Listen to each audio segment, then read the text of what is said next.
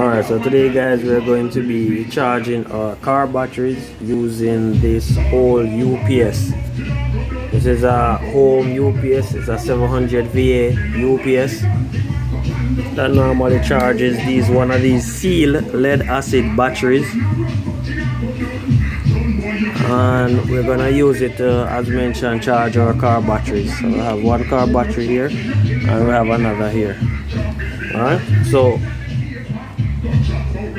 how to make this connection: you're gonna get two wires of reasonable length and you're gonna connect it to the positive battery terminal here and the negative battery terminal here, and you're gonna connect these respectively to your positive terminal on your car battery and the negative terminal on your car battery.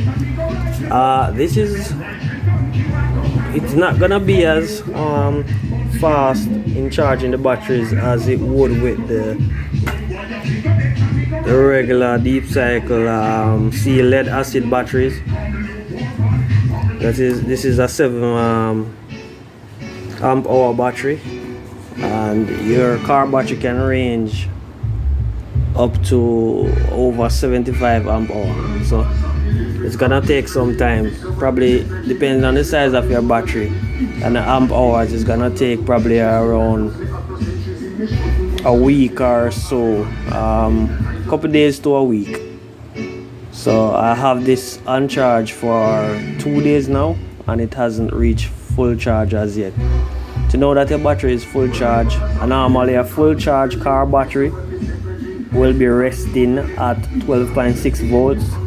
This battery, I tested it with it using the multimeter here and it was at 12.3 volts.